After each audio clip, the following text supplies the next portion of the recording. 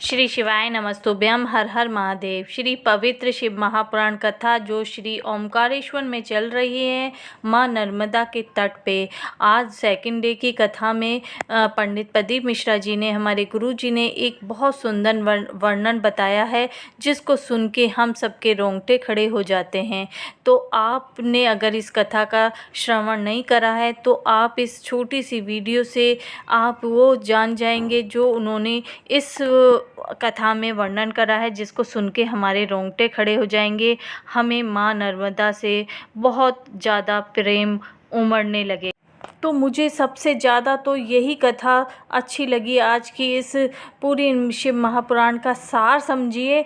आज क्या उन्होंने बताया कि माँ नर्मदा के तट पे जब वो आज से 22 साल पहले जब परिक्रमा दे रहे थे माँ नर्मदा की कई गुरुजों के साथ, संतों के साथ, तो एक जंगल में वो निकले। वहाँ पर उनका जो भी सामान था सब लूट लिया गया था और वो 1.5 दिन से भूखे थे वहाँ पर सभी लोग। और तो भूख के कारण वो केवल नर्मदा जी का पानी पीकर ही वह रह रहे थे।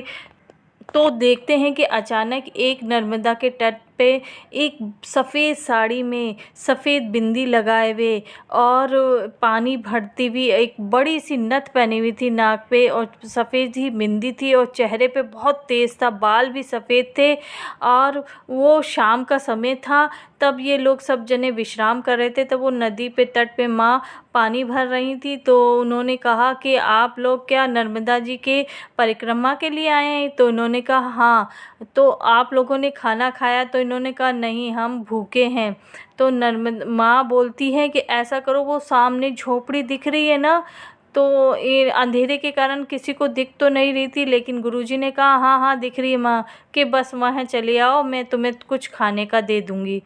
तो सब लोगों ने सोचा कि हम उधर जाएंगे, फिर वापस आएंगे, फिर परिक्रमा लेंगे, कि हम तो चलते हैं। तब इन्होंने कहा कि हाँ, और झोपड़ी भी नहीं दिखाई दे रही है।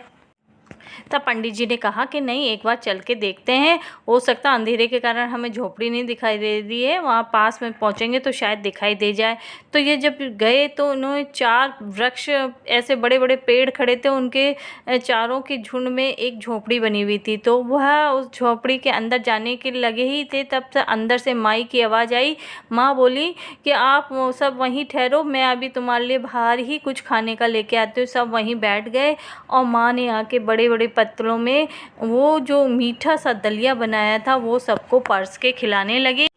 मीठा दलिया इतना स्वादिष्ट था कि सब ने खूब पेट भर के खाया, सबका पेट भर गया। और पेट भरने के बाद जब वो उठे तो पानी पीने के लिए माँ से कहा। माँ ने बोला कि नर्मदा के तट पे बैठे हो, पानी मुझसे मांग रहे हो, जाओ वहाँ जाके नर्मदा के तट पे तुम लोग सब जने पानी पी लो। तो सब लोग उठे वहाँ से खाना खा के, और वो स्वाद आज तक भी हम नहीं भूलते, इतना स्वादिष्ट था।